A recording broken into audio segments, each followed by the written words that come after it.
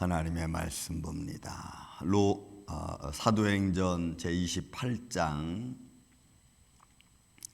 16절에서 22절에 이르는 말씀. 사도행전 28장 16절에서 22절 말씀을 교독하겠습니다. 우리가 로마에 들어가니 바울에게는 자기를 지키는 한 군인과 함께 따로 있게 허락하더라.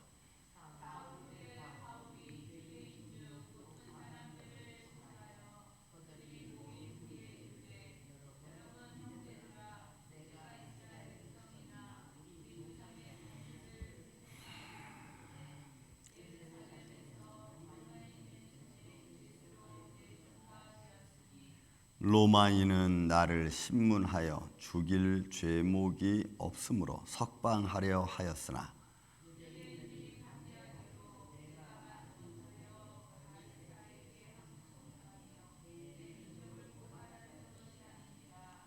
이러므로 너희를 보고 함께 이야기하려고 청하였으니 이스라엘의 소망으로 말미암아 내가 이 쇠사슬에 매인 바 되었노라.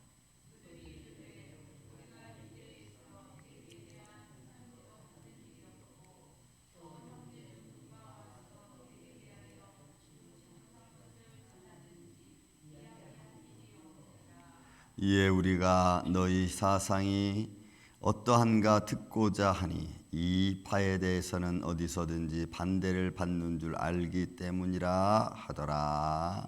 아멘. 자, 결국 바울은 하나님의 인도하심을 따라 여러 가지 순환과 고난, 역경, 환경 속에서도 그는 로마에 도착을 합니다. 다시 말씀드리지만 여러분 보십시오.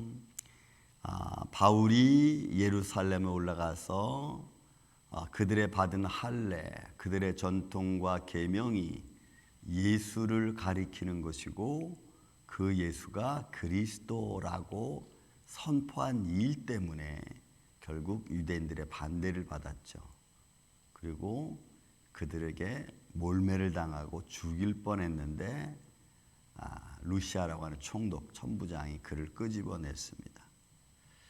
그러니까 죽임을 당할 수밖에 없었던 사건들이 있었습니다.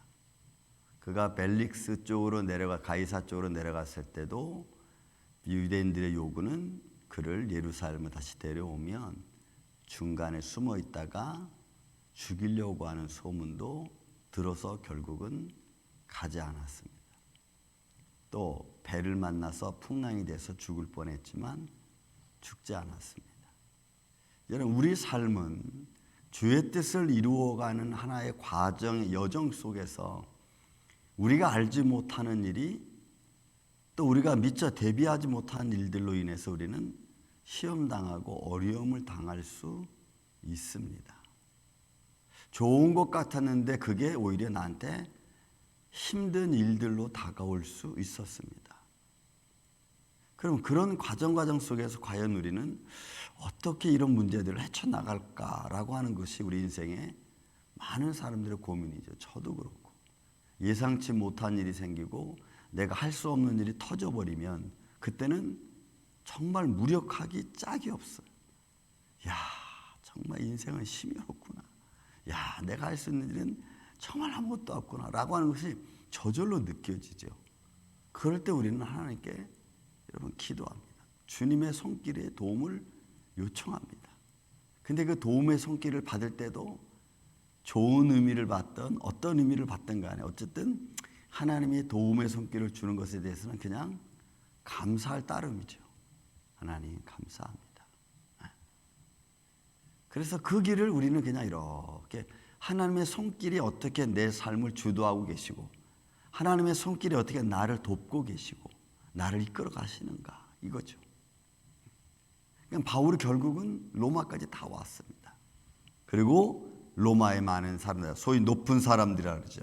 로마에 들어가니 바울에게는 자기를 지키는 군인 한 사람만 내버려 두고 그리고 사울 후에 바울이 유대 중 높은 사람들을 그리고 로마에 있는 사람들을 만납니다. 여러분 이 의미 중에 16절도 하나님께서 바울에게 자유를 주신 겁니다. 여러분 원래 죄인은 어디 갇혀요? 감옥에 갇혀서, 그죠? 두 사람이 그를 지키고 옥문에 갇혀서 움직이지 못합니다. 그런데 한 사람만 군인이 그를 지키겠다는 이야기는 그만큼 바울에게 자유를 주었다는 얘기입니다. 죄인이라고 하는 제목은 제목 없는 죄인이 되었지만 어쨌든 죄인이라는 그 의미 때문에 군사 하나가 붙었고 그 군사 한 사람은 어떻게 보면 바울에게서는 그냥 좀 자유로움을 준 겁니다. 죄인이지만 자유로움이 있는 죄인.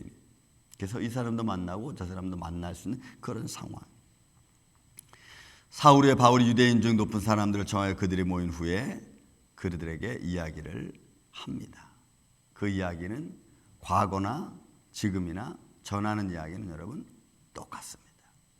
우리 조상의 관습을 배척한 일이 없는데 예루살렘에서 로마의 손에 죄수로 내어준 바 되었다. 그러니까 그는 내가 잘못한 죄목도 없고 어떤 상황을 벌리지도 않았지만 로마인에게 내가 죄인이 됐다라고 표현하는 겁니다.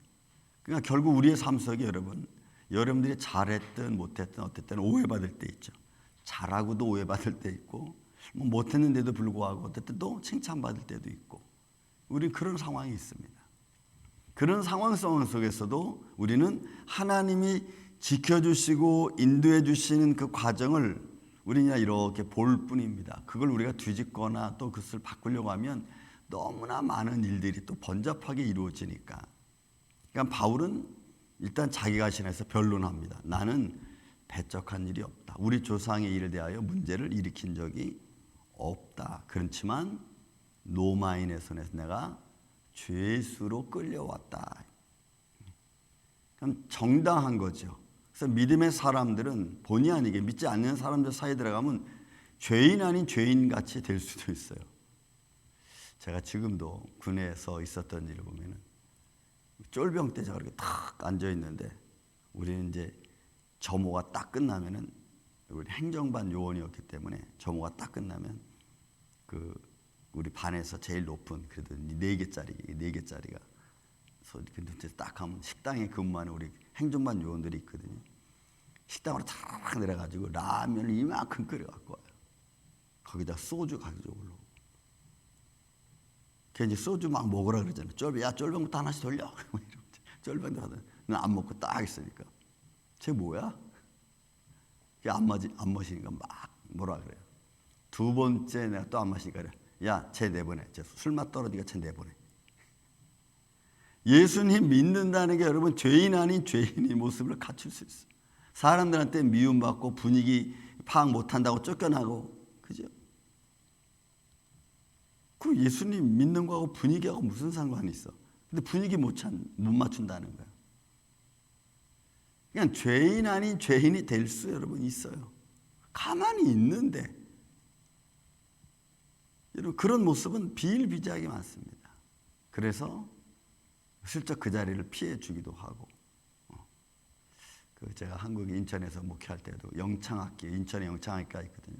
거기 피아노 조율하시는 분이 우리 교회 때 다니셨는데 저한테 상담을 왔어요. 목사님 이럴 때는 제가 어떻게 하면 되겠습니까? 무슨 일인데 했더니 회식 자리에 자기가 못 간대.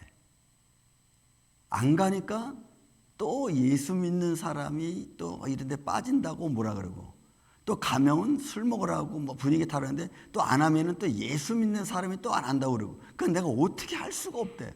목사님 나 이거 어떻게 해야 돼요? 안 가면 안 간다고 예수님 믿는다고 해서 안 간다고 뭐라 그러고 안 마시면 또 예수님 믿는다고 해서 분위기 망친다고 또 뭐라 그러고 여러분 그게 세상의 분위기의 논리예요. 분위기의 논리. 어떻게 보면 바울도 여러분 그런 거죠. 올바른 말씀을 선포했음에도 불구하고 자기들의 전통에 맞지 않는다고 자기들의 논리에 맞지 않는다고 여러분 바울을 죽이라고 말하는 거 아니에요. 여러분 예수님도 그렇죠. 빌라도는 죽일 제목을 찾지 못했죠. 근데 그 재판을 보고 있는 사람들이 십자가에 못 박아라 십자가에 못 박아라 그냥 막 얼마나 십자가에 못 박아라고 외쳤냐면 야 저들의 피 우리 자손에게 나와 우리 자손에 돌려라 할 정도로 아주 강력하게 밀란 일어날 만큼 소란스럽게 예수님의 죽음을 막 십자가로 몰아붙였죠. 그러니까 지금 바울도 그런 겁니다. 그러니 바울에게 있어서는 이제 그런 말보다는 자기가 로마 시민이니까 난 그러면 여기에 대해서 내가 가이사에게 상소하겠다고 지금 이야기한 거거든요. 우리는 그럴 수 있습니다. 그래서 그런 일을 당할 때 과연 우리는 어떤 믿음의 마음을 갖고 이런 일들을 잘 처리하며 가야 될까라는 것이 참 지혜로움이고 또 그 산에서 하나님의 영광을 통한 영광 때문에 아픔을 당할 수도 있어요. 여러분. 주님이 기뻐하시는 일 때문에 아픔을 당할 수도 있고. 뭐라 그래요? 바울이 말합니다. 로마인은 나를 신문하여 죽일 제목이 없으므로 석방하려고 하였지만 유대인들이 반대하기로 내가 맞지 못하여 가이사에게 상소합니다. 그래서 내가 지금 여기까지 왔고 이것은 내 민족을 헐뜯기 위함이 아니라 나에게 주어진 사명 그런 거죠. 내 민족을 고발하는 것이 아니다. 이러므로 너희를 보고 함께 이야기하려고 청하였으니 이스라엘의 소망으로 말미암아 내가 이 쇠사슬에 매인 바 되었나. 그러니까 결국은 유대인들에게 복음을 전하는 바울의 마지막 사명이죠. 그들의 막힌 귀를 열어주고 그들의 눈먼 소경이 눈을 뜨게 하고 또 그들이 믿지 못하는 세상의 그 모든 것들 때문에 잃어버린 생명의 말씀을 선포하게 합니다. 그러니 여러분 막힌 눈을 열어주고 막힌 귀를 뚫어주는 것은 굉장히 중요하죠. 내 교만으로 귀가 막히고 눈이 막히고 내 자부심으로 어떤 자긍하는 힘으로 자기 사랑하는 마음으로 뭐 이런 것들로 내가 꽉 막혀 있으면 여러분 이거 뚫기가 얼마나 힘들지 여러분 아시잖아요. 어둠의 세력이 막는 것도 힘든데 또 내 자존심이 그런 걸 나를 다 막고 있고 그냥 사방을 다 둘러치고 있으면 여러분 복음이 들어갈 자리가 없어. 지금 유대인들이 그런 거죠. 복음에 귀 막고, 그죠? 마땅히 깨달아야 될 마음의 문을 닫고, 그리고 마땅히 들어서 외쳐야 될 것을 아예 하질 않고 벙어리가 되잖아요. 그래서 여러분 병자들을 고친 예수님의 사건들 보면 종류로 나눠요. 귀신 들린 자, 그래서 아예 하나님과 멀어진 자, 그리고 소경됐죠. 눈이 있을 때 보지 못하는 자, 귀가 있을 때 듣지 못하는 자. 이런 병자들을 고치면서 그 병자들에 대한 비유를 누구를 향한 거겠어요? 이게 바리새인들과 사두개인들을 향한 거 아닙니까? 들어도 듣지 못하고 깨닫지 못하는 이들을 향한. 그래서 그들을 예수님이 병자를 고쳐주면서 못 듣는 자에게 듣게 하고 걷지 못한 앉은 병이 일어나 빛을 발하게 하고. 여러분 믿습니까? 여러분 우리도 똑같아요. 우리도 내 막힌 길을 열고 내 보지 못하는 눈을 열어서 하나님 나라를 보게 하는 이 놀라운 하나님의 역사의 사건들. 이거는 누구를 말하고 누구에게 상처를 주게 함이 아니라 마땅히 우리가 봐야 될 것이고 마땅히 우리가 들어야 될 것이고 마땅히 우리가 외쳐서 생명의 길로 인도해 나아가야 될 줄로 믿습니다. 이 길이 우리에게 주어진 길이지 않겠어요? 그래서 말합니다. 이러므로 너희를 보고 함께 이야기하려고 청하였으니 이스라엘의 소망으로 말미암아 내가 이 쇠사슬에 매였다. 결국 자기 민족을 깨우기 위함이죠. 근데 자기 민족을 깨우기 위해서 갔던 바울은 오히려 쇠사슬에 묶였어. 그러니 여러분 인간의 자만을 깨우는 게 얼마나 힘들고 어려운지. 왜요? 그게 깨지면 여러분 예를 들어서 내 자존심이 깨지면 우리는 어떻게 했어요? 저도 자존심 무지 센 사람입니다. 물 먹고 이쑤 시는 정도로 자존심이 센 사람입니다. 그래도 그런 자존심 하나님 한 번씩 칠 때가 있죠. 팍 치면은 주여 주여. 왜 그런 것 가지고 내가 안 되니까 하나님의 말씀과 의미, 그런 말씀을 중심을 딱 잡아야 되니까. 그들이 이르되 우리가 유대에서 내게 대한 편지도 받은 일이 없고 또 형제중 누가 와서 내게 대하여 좋지 못한 말을 전하든지 이야기한 일도 없다. 그러니까 결국은 로마에 있는 유대인들이나 관리들은 나 너희에 대해서 들은 바가 없다. 누구도 너희에 대해서 이야기한 것도 없다. 그러니 말해봐라. 그리고 이야기합니다. 여러분 이거 22절이 그 당시에 예수 그리스도의 그리스도파에 대한 전체적인 이거 내용이 한마디에 딱 담겨 있는 겁니다. 보세요. 22절. 이에 우리가 너희 사상이 어떠한가 듣고자 하니 이 파에 대해서는 어디서든지 반대를 받는 줄 알기 때문이라 하더라. 이 당시에 로마나 또는 유대 사회에서나 또 이 팔레스타인 이 지역에서는 이 그리스도파는 이단으로 몰려 있었습니다. 그래서 로마의 큰 일이 터질 때마다 그리스도인들이 많이 잡아서 배척당하고 멸시당한 원인 중에 하나가 바로 이겁니다.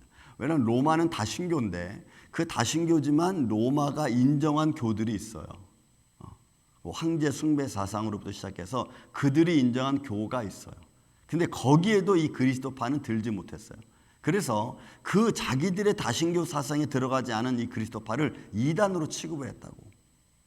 그러니까 이들이 말하는 거예요. 우리는 이 파에 관해서는 어디선지 너희가 반대받고 또 무시당하고 때로는 사람들이 인정하지 않는 우리가 안다. 이렇게 말하는 거예요. 그러니 이런 세상의 복음이 인정받지 못하는 세상, 그죠? 복음이 아직도 인정되지 않은 어떤 과정, 상황 이런 것들이 지금 있는 거예요. 여러분 우리도 지금 이제 이렇게 되죠. 다 오히려 반대로 그리스도교가 여러분 예수님이 다 온 세상에 전파됐지만 전파된 상황이지만 사람들은 인정하지 않고 이걸 그냥 하나의 종교화시켜서 내버려 두잖아요. 이게 그렇게 흘러가 버리고 마는 거예요. 여러분 우리도 그러니까 진정한 믿음으로 살아있는 믿음으로 예수님을 내가 받아들이고 믿지 않으면 결국 이것도 우리 삶의 하나의 액세서리가 될 수 있습니다. 예비하는 것, 어떤 마음의 좀 불안함을 좀 해소시키기 위해서 그냥 잠시 내가 머무는 곳 이 정도 될 수 있어요. 그래서 우리는 여러분 이 마지막 때는 정신을 차리고 정말 정신을 차리고 우리가 살아계신 하나님을 분명히 믿고 그 믿음 안에 굳게 서서 여러분 믿음 안에 굳게 서서 믿습니까 여러분? 흔들리지 않고 달려갈 줄 아는 이 아침에 저와 여러분 되시기를 예수님의 이름으로 축원을 드립니다. 사랑과 은혜가 많으신 아버지 하나님 감사합니다. 세상의 마지막 고통하는 때 속에 나타나는 많은 현상들은 우리 눈에 보이지 않는 것들입니다. 자기를 사랑하고 돈을 사랑하고 무정하고 또 자녀가 부모를 죽는데 내어주고 감사치 아니하는 이런 세상입니다. 이런 세상 앞에서 오늘도 우리가 살아계신 주님을 분명히 믿고 그 믿음 안에 굳게 서서 세상의 그 어떤 일들이 또 말들이 우리 안에 들려온다 할지라도 살아계신 주님을 바라보며 나아가기를 원합니다. 때로는 원치 않는 일들로 또 어렵고 힘든 일들을 당할 수도 있습니다. 주님 그때마다 우리에게 힘과 능력을 주셔서 믿음에 굳게 서서 감사가 넘치는 삶을 살아갈 수 있도록 주님 역사하여 주시옵소서. 이제는 우리가 복음을 전하는 데 있어 전대를 갖고 두벌옷을 가져야 될 때가 왔습니다. 주님 이런 상황 속에서 우리의 삶이 뒤로 물러가지 말게 하여 주시고 오직 십자가 군병처럼 주님 앞에 달려갈 수 있도록 역사하여 주시옵소서. 주님의 몸된 교회 살아난 가정들을 이렇게 주의 장정 안에 붙들어 주시며 살아계신 주 예수께서를 선포하는 교회요 성도들 되게 하여 주시옵기를 원하오며 사랑이 많으신 예수님의 이름으로 기도하옵나이다. 아멘.